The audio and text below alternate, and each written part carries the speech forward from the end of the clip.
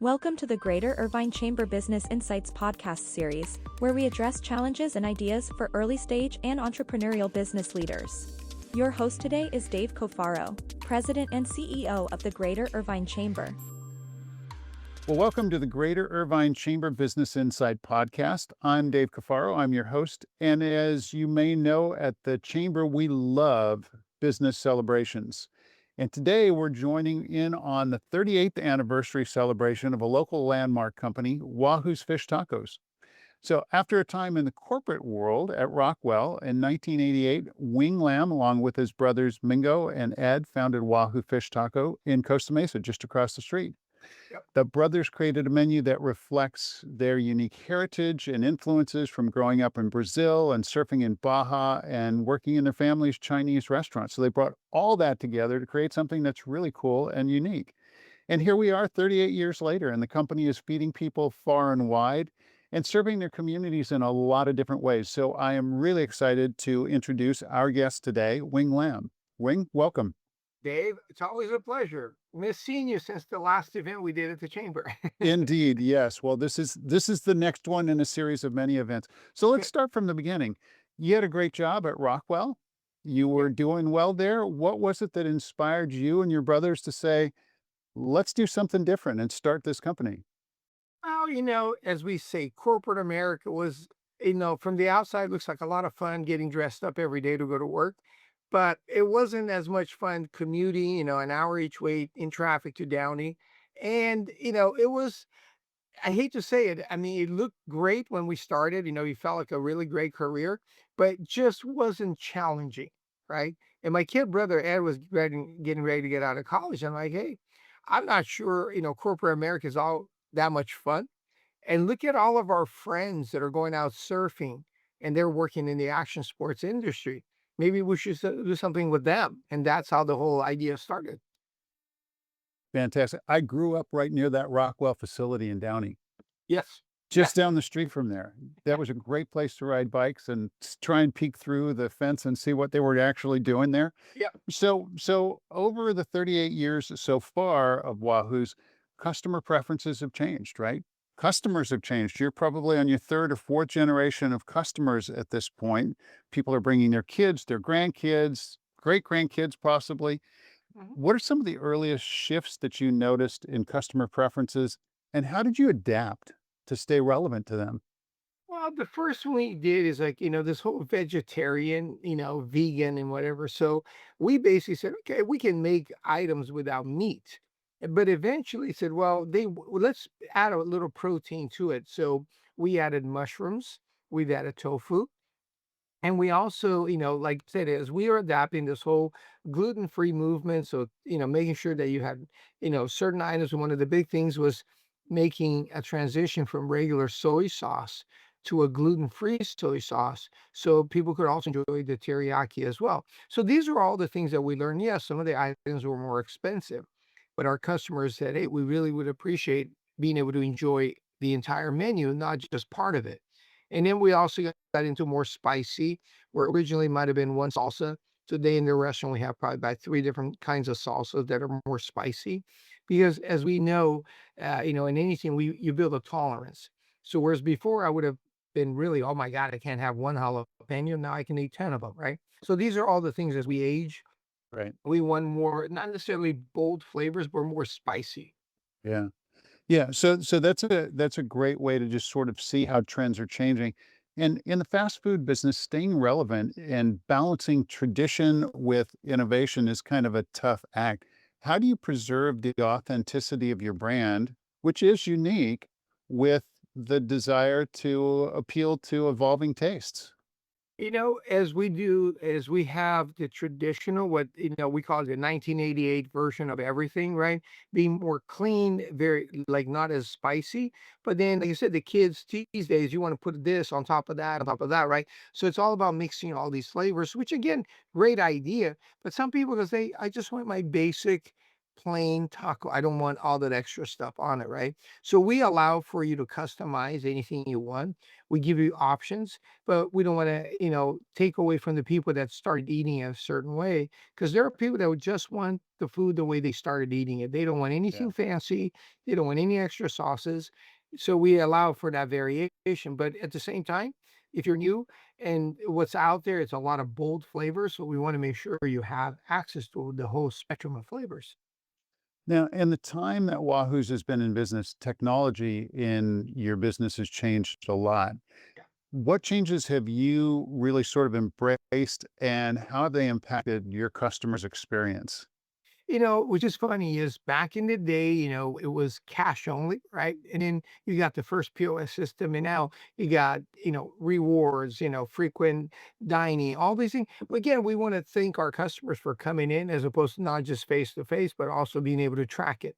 So having the POS system, the reward system, the loyalty, all the different metrics that allow you to really track. Because when somebody says, well, I really come in once a week, well, you can look on their gadget, you can see how often they come, right? So technology can really validate a lot of what's going on and also filter out a lot of the stuff that is not really there, right? So that's what we do. We use technology, the tools to help you. But the old saying, garbage in, garbage out. Technology is only as good as you're able to use it. Yeah, definitely. So every business owner, every entrepreneur that's listening to us, they've got to make tough decisions that can sort of really cause the business to pivot. Could you share one really tough decision that you had to make that pivoted your business in order to stay competitive? Well, one of the big ones is labor, right? I mean, again, it's so much easier for you to say, hey, I can do with the work with a POS system, a kiosk, I can eliminate one or two of the cashiers, right?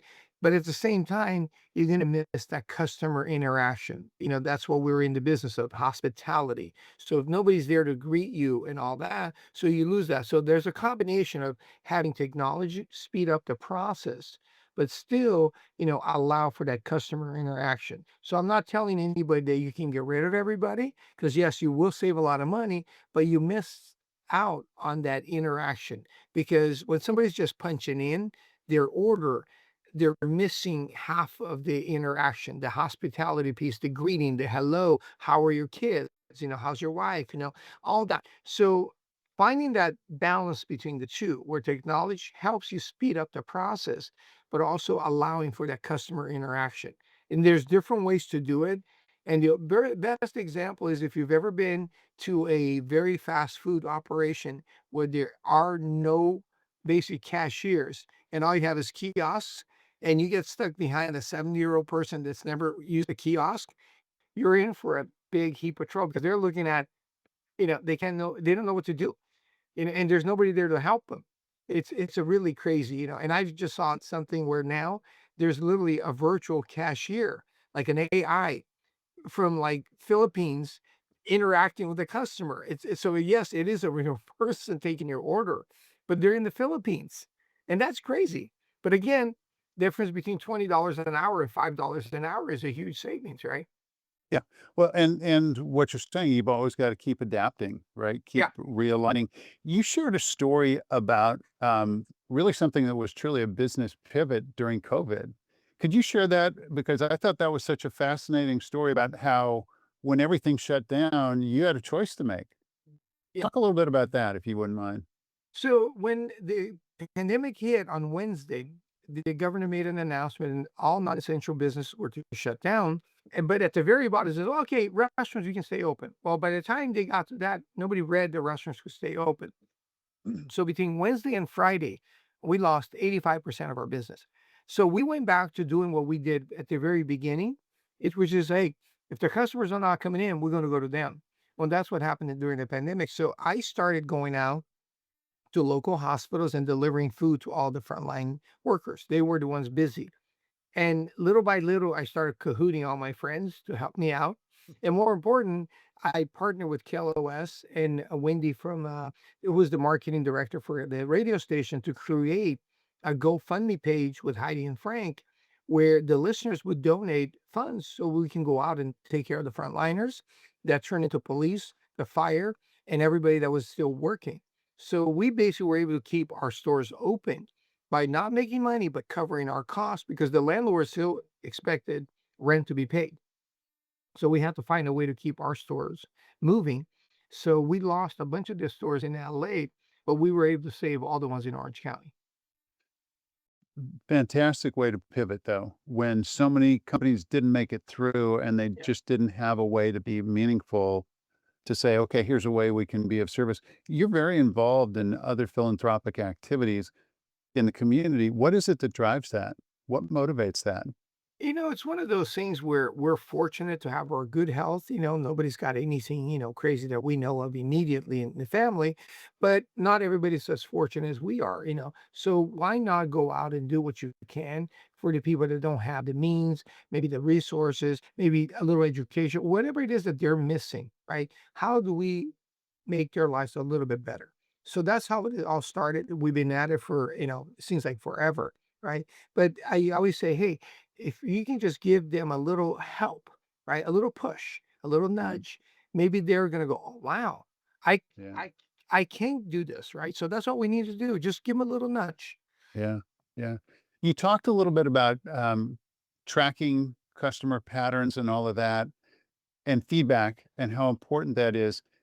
Could you share an example of maybe how you use feedback to adjust either the menu or the way that you engage with your customers or anything like that, where you've taken feedback and used it ultimately to modify the way you engage? One of the big things, for instance, like when you see sodium, right? It's I call it the little silent killer, right? But there's so much of it in all of the foods that we eat, especially processed food. So one of the things that we are very aware of, sugar and salt, is watching customers say, "Ooh," because they start asking questions. I.e., is there sugar in the teriyaki? And the answer is yes. That's what makes it sweet, right?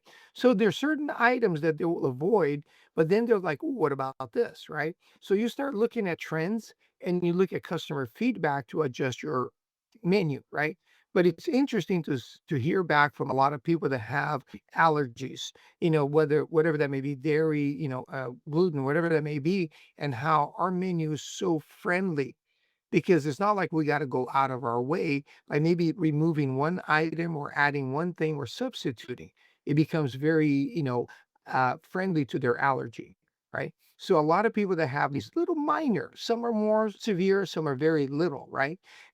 We can make tiny adjustments by listening to what their issues are and making suggestions. Goes, have you thought of doing it this way, right?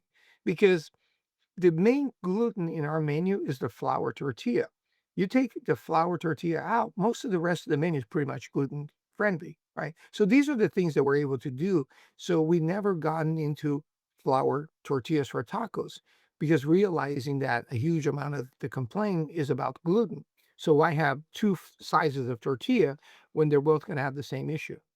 Yeah, it makes sense. Listen to the customer, let them guide you, and then they stay loyal. That's Yep. a great recipe for Yeah. success. One of the things that I understood from you in a prior conversation is how important culture is. So, as you think about your team and the culture, how have you led through that over time? How have you created a culture that's sustained 38 years worth of transition, transformation, economic upturns, downturns, and all of that? How have you done that? I hate to say it, as big as our business may be to outside world, to me, it's a big family. So again, tough love is the best way to explain it. So there's a certain metric standard, this is the work expectancy. And just like your kids, right? If you let them go just play all the time, they're not gonna learn anything, right? So you gotta hold them accountable to the metrics, right? But at the same time, appreciate, love what they do, and understand that even the dishwasher, everybody in the system is responsible for the success of this team, right? And as we know in team sports, you're only as strong as the weakest link, right? So if you got a weak link, that's where you're gonna lose the games, and that's how your business is gonna, fail ultimately. So the whole company has to move in the right direction. From the dishwasher to the cashier to the manager to the chef, everybody's on the same page, right? Because one little thing, a dirty dish will ruin the customer's experience, right? So everything has to be on. So I appreciate everybody. I tell everybody on the team, we're in this thing together. I appreciate them, and I go down, and I'll be the first guy at the event. I'll be the last guy washing the dishes. So when people see that I'm still doing it, they're like, "Oh my God, the boss is washing dishes on a Saturday night at 10 o'clock at night. Where's there a room for us to complain?" Right? There isn't. So that's not just rumor mill, because I've heard that story that you actually get into the stores and you wash dishes yourself. Yes, I do. Yeah. And Saturday would be a perfect example. We had 4 events, you know, and there was 4 times the number of dishes. So when I got back to the restaurant, I'm like, I'm just gonna get a couple of pots and pans. And all of a sudden I turned around and goes, "Oh my God, where did all this come from?" And I realized that we all got back to the restaurant at the same time. And there was literally a pile 4 high of every piece of equipment. I'm like, here we go. That's what we do. That sends such a strong message to our audience that Yeah. culture is so much more than just a conversation. It's demonstrating it. People never know your intent. They only know your behavior. They only know what Yeah. they see. And when they see you, the owner of the company, there washing the dishes, it sends a message saying, you know what, we're all in this together. We're a team. That's a fabulous story. Yep. So a lot of folks that listen to our podcast are entrepreneurs. They're early in their business, or maybe the business is more mature. What advice would you give to other entrepreneurs trying to build a lasting brand that will carry them forward for 38 years into the future? So it's got that enduring capability. Like you said earlier, it's not just talk the talk, you got to walk the walk, right? So a lot of people that have seen me, they're like, that guy is absolutely crazy, right? But no, I truly love what I do, right? And I don't mind, right? So when you see me at the events, you're going to go, "Oh my God, he's got a spatula, he's got an apron." Goes, I love doing this. I mean, if I didn't love cooking, right? But a lot of people love the idea of cooking. They don't like cooking, right? So whatever it is, business that you're in, love it, right? And when you do love it and you're doing it at your very best at the highest level, people around you will appreciate your work. They'll follow you, to the ends of the earth. I joke about it, but they will, right? Because they see you leading the charge, right? So it's not like the commander going, "Yeah, go ahead, go attack the soldiers over there while I'm over here behind the fort," right? No, you got to be at the front leading the charge, knowing that you might get hit along the way, right? But that's the real leader, right? The guy, like the old Romans, right? You didn't see the guy just screaming. The guy was like on the horse leading the charge, and he might get hit first, but that was the deal, right? But if he survived, the command that he would gather, you know what I'm saying? You earned it because you led the charge. You didn't just scream it, you led it. Yeah. That's the difference. Yeah. Yeah. You can't fake authenticity. You can't fake passion. And you clearly demonstrate that for your business, Wing. Thank you so much. So I want to thank you for being our guest on this podcast and wish you and the company great success for the next 4 decades. Thank you very much for having me, Dave. All right, folks, thanks so much for joining us on the podcast today. Thank you for joining us for the Greater Irvine Chamber Business Insights podcast. To stay informed about upcoming podcasts and other important business news, please subscribe to our channel or check the Greater Irvine Chamber website.